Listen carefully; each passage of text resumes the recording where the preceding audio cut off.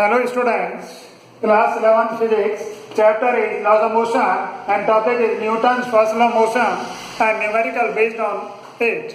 आज की क्लास में हम क्या कर रहे हैं? न्यूटन फर्स्ट लॉ मोशन कर रहे हैं। वैसे तो न्यूटन के 3 लॉज होते हैं, Newton first law motion, Newton second law motion and Newton third law motion. But आज की क्लास में केवल हम न्यूटन फर्स्ट लॉ मोशन करेंगे और उस पर कुछ बेस न्यूमेरिकल करेंगे।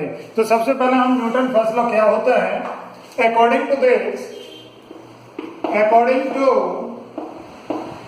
to this law, if no net force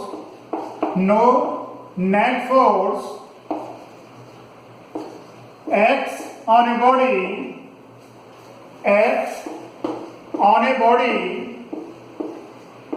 then the velocity of the body cannot change. That is, body cannot accelerate. यदि बॉडी पर नेट फोर्स जीरो है, यदि किसी भी बॉडी पर नेट फोर्स जीरो है, then the velocity of the body can not change. Velocity का मतलब बॉडी की ना तो स्पीड चेंज होगी, स्पीड का मतलब मैग्नीट्यूड ऑफ द वेलोसिटी, और ना ही उसकी डायरेक्शन चेंज होगी। ना तो magnitude of the velocity change होगा और ना ही डायरेक्शन। यदि बॉडी पर नेट फोर्स जीरो है तो बॉडी की वेलोसिटी चेंज नहीं होगी। इसका मतलब दैट इज क्या होगा, यदि बॉडी पर नेट फोर्स जीरो है, इफ नेट फोर्स इज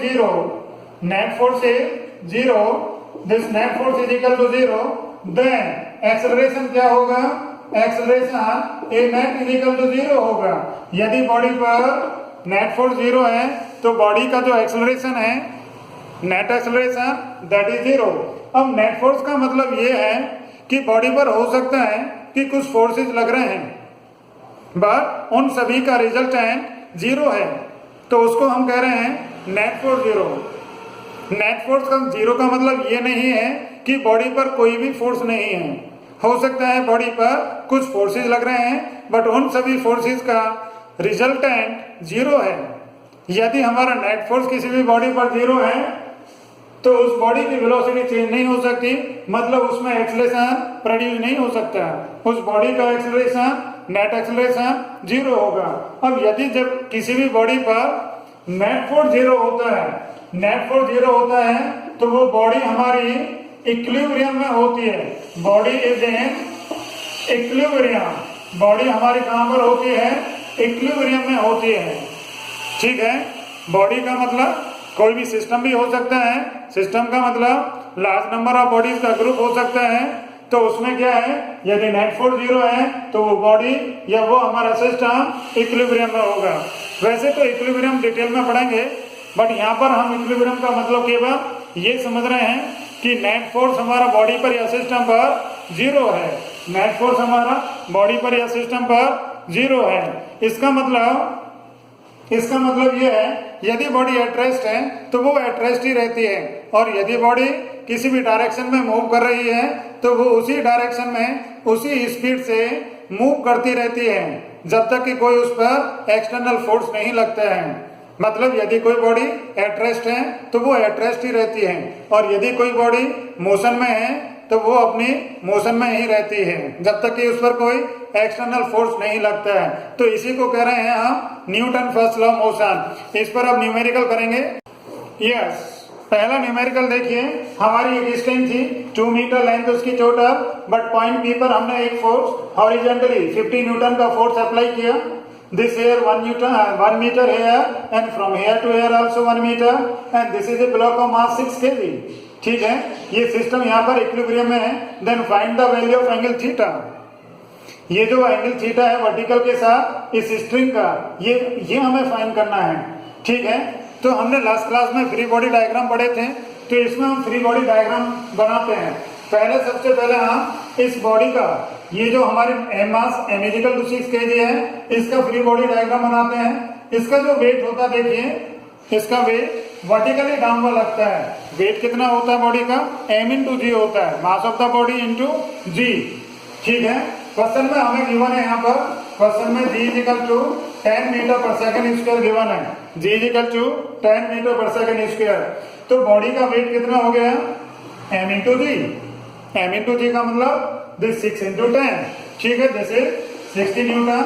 ना इस स्ट्रिंग में टेंशन हमने बताई थी लास्ट क्लास में, तो एक टेंशन यहाँ पर इस तरह से लगती है, ये टेंशन हमारी इस ब्लॉक पर काम करती है। साइमल्टेनियसली एक टेंशन हमारी यहाँ पर इस पॉइंट पी पर लगती है, साइमल्टेनियसली एक टेंशन पॉइंट पी पर लगती है, एक यहाँ पर हमारी ये इस ब्लॉक पर लगती है।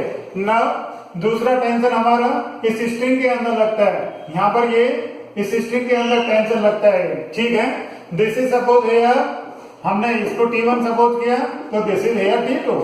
ठीक है, इस पर टेंशन लगती है इस पॉइंट पर ऐसे, और यदि इस रिजिड सपोर्ट पर देखें तो वो टेंशन ऐसे लगती है। ठीक है, तो अब इसका हम फ्री बॉडी डायग्राम बनाएंगे। पहले हम बना रहे हैं m मास के लिए free body diagram of mass m के लिए देखिए, ये हमारा मास m, इसका वेट वर्टिकली डाउनवर्ड मतलब 60 Newton, and this is here tension T1, vertically upward ये टेंशन T1 है। बट ये हमारा इक्विलिब्रियम में है, ये हमारा इक्विलिब्रियम मतलब स्पोर्ट्स और स्पोर्ट्स के अप्लाई करने के बाद ये मोशन में नहीं है। इक्विलिब्रियम का मतलब, इन इक्विलिब्रियम का मतलब क्या हो गया फिर कि ये दोनों इक्वल हैं। T1 equal to 60 newton, T1 equal to हमारा 60 न्यूटन आया है। क्यों?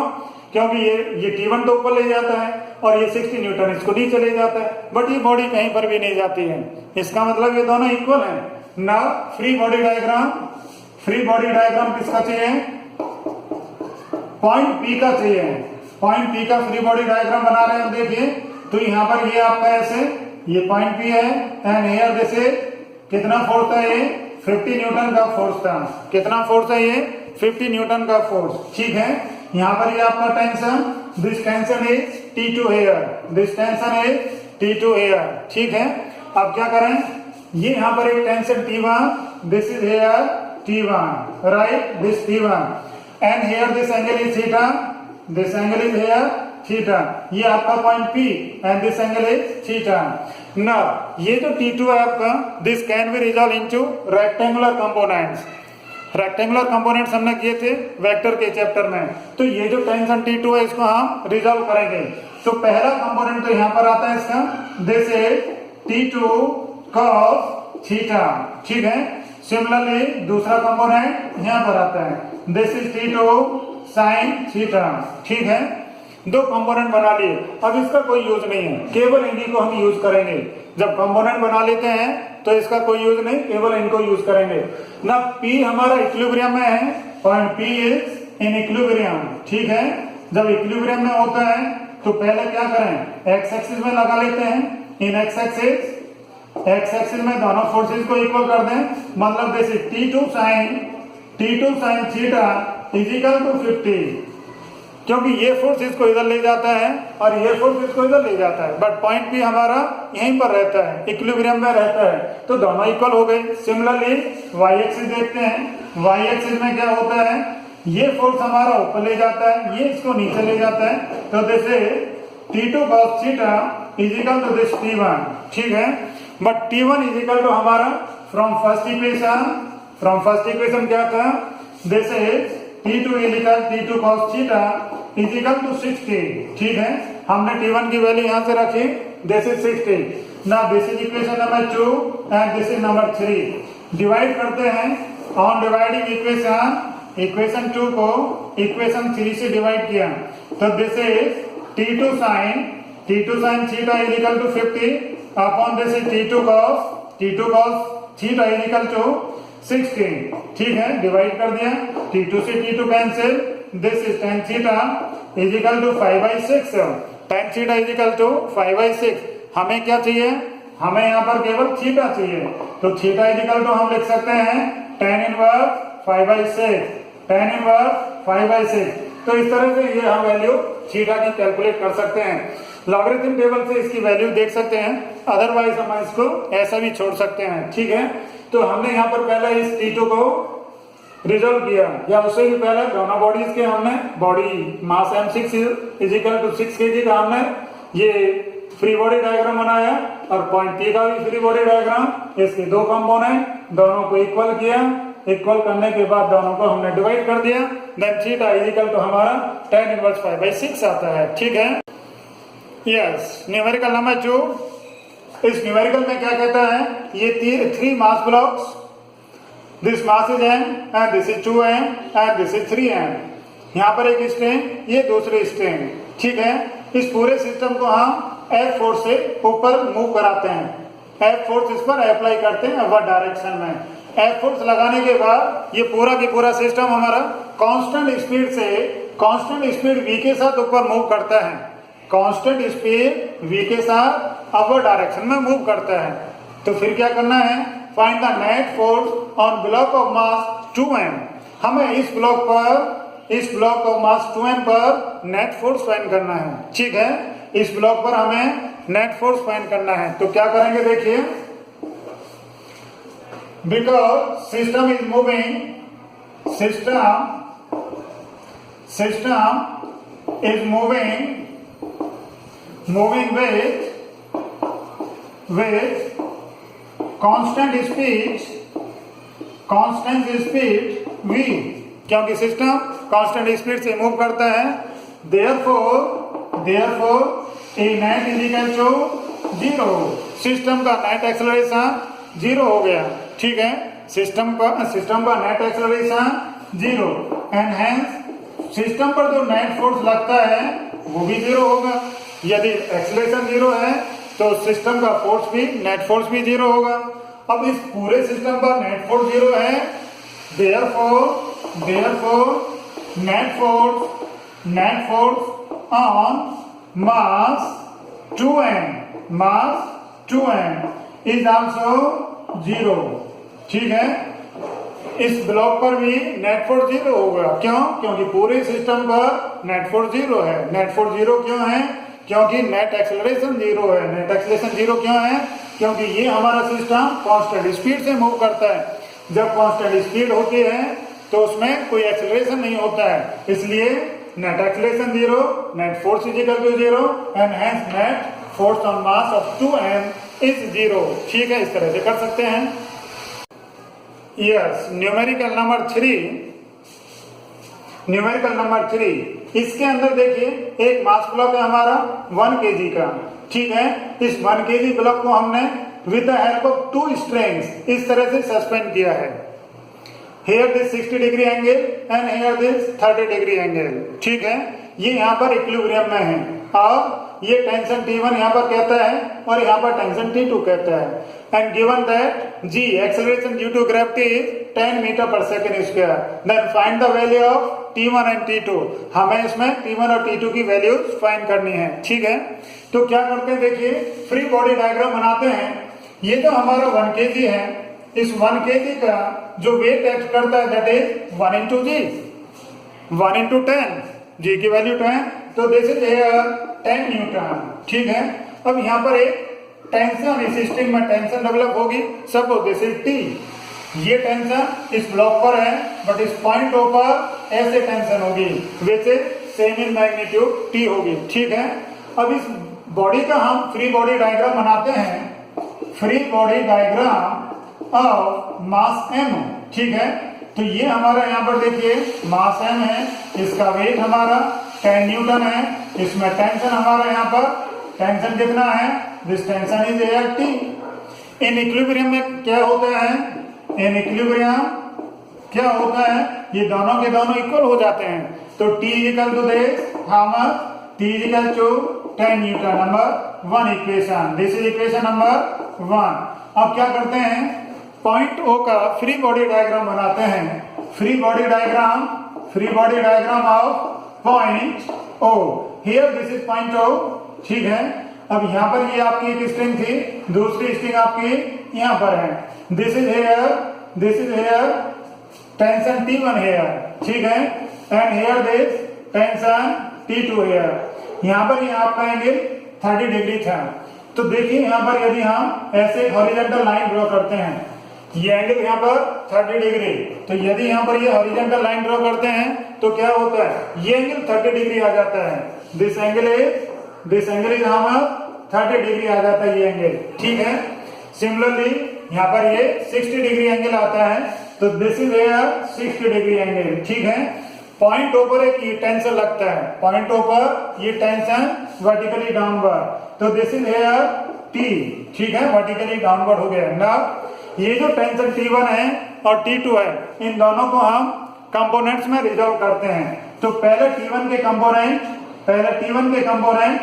ये कंपोनेंट T1 हमारा ये यहाँ पर सपोज दिस, तो इसका पहला कंपोनेंट यहाँ पर this is T1 cos 30 degree, T1 cos 30 degree.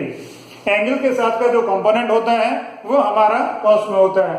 इसका दूसरा कंपोनेंट कितना होगा, this is here T1 sin 30 degree, ठीक है। पहला कंपोनेंट cos में, दूसरा कंपोनेंट हमारा sin में होता है ना। सिमिलरली इसके भी दो कंपोनेंट, तो हेयर इट इज T2, ये कंपोनेंट कितना है T2, this is cos 60 degree and this component is T2 sin 60 degree, ठीक है ना। ये जो पॉइंट है, point O, this is in equilibrium. तो पहले हम इन इक्विलिब्रियम में क्या करते हैं, in equilibrium point P point O हमारा इक्विलिब्रियम में है, इसलिए पहले एक्स एक्सिस में लगाते हैं हम, पहले एक्स एक्सिस में इक्वेशन लगाते हैं। तो एक्स एक्सिस में देखिए ये फोर्स है, दूसरा ये फोर्स, एक ये फोर्स, दूसरा ये फोर्स, बट ये पॉइंट हमारा मूव नहीं करता, ना तो इधर मूव करता है ना इधर मूव करता है। इसका मतलब क्या हो गया, this is T1 cos 30 degree is equal to T2 cos 60 degree, क्योंकि ये दोनों इक्वल हैं, क्योंकि ये इक्विलिब्रियम में पॉइंट हो, तो इक्वल कर दिया हमने ना। दिस इज T1 cos 30 की वैल्यू √3/2 होती है और cos 60 की वैल्यू हमारी 1/2 होती है, तो 2 से 2 कैंसिल, तो this T1 this is T2 is equal to how, T2 is equal to this T1 √3, तो दिस इज इक्वेशन नंबर 2 लेते हैं इसको, ठीक है ना। y एक्सिस में लगाते हैं, y एक्सिस में इक्वेशन, y एक्सिस में देखिए, अब y एक्सिस में क्या है, ये दोनों फोर्स अपर डायरेक्शन में और ये डाउनवर्ड डायरेक्शन में है, यहाँ पर ये अपवर्ड में ये डाउनवर्ड, तो दोनों इक्वल होंगे। तो क्या करते हैं देखिए, this is T1 sin 30 plus this T2 sin 60 is equal to T, T1 sin 30 plus T2 sin 60 is equal to T, ठीक है ना। T1 इंटू sin 30 हमारा कितना होता है 1/2 होता है, प्लस T2 की वैल्यू ये रखते हैं फ्रॉम इक्वेशन नंबर 2, T2 की वैल्यू रखी हमने, this is T1 √3 into sin 60 की वैल्यू, sin 60 √3/2 होता है, ठीक है, √3/2 एंड T इक्वल टू हमने इक्वेशन 1 से कितना रख दिया 10 रख दिया, ठीक है ना। अब क्या करते हैं देखिए, this is T1/2, this is T1/2 ना, दिस इज √3 इंटू √3 का मतलब 3, √3 into √3 is 3, T1/2 is equal to 10, ठीक है। तो यहां पर आप क्या लिख सकते हैं इसको, this is 4T1 is equal to कितना 20, इस 2 को उधर ले गए, ठीक है ना। This is T1 is equal to how much 20/4 and this is 5 newton, this is 5 newton. Now from equation किससे, इक्वेशन नंबर 2 से, फ्रॉम इक्वेशन नंबर 2 से क्या करें, T2 इज इक्वल टू हमारा कितना आया, T2 तो हमारा T1 √3 और T1 हमारा कितना यहाँ पर 5 है, तो दिस इज 5 इंटू √3, तो ये हमारी दो वैल्यूज आई, T1 और T2 की दो वैल्यू जो हमें फाइंड करना था, T1 और T2। T1 is 5 Newton and this T2 is 5 √3 Newton. क्या किया देखो हमने, ये दोनों के दोनों टेंशन T1 और T2 को रिजोल्व किया, ठीक है। पहले तो इस बॉडी का फ्री बॉडी डायग्राम बनाया मास m के लिए, फिर हमने पॉइंट O का फ्री बॉडी डायग्राम का मतलब है कि जितने भी फोर्सेज हैं उन सभी फोर्सेज को बॉडी पर शो करना है। ठीक है, तो ये हमारा पॉइंट ओ पर एक ये नीचे टेंशन था, इसके बाद ये दो टेंशन थे T1 और T2, दोनों के कंपोनेंट्स बनाए। ये एंगल हमारा 30 डिग्री, तो ये भी एंगल 30 डिग्री हो गया, ये 60 तो ये भी 60 हो गया हमारा। तो इसका कंपोनेंट यहाँ पर T cos 60 हो जाता है एंड इसी T1 cos 30 हो जाता है। ये इसका कंपोनेंट T1 sin 30, इसका यहाँ पर T2 sin 60।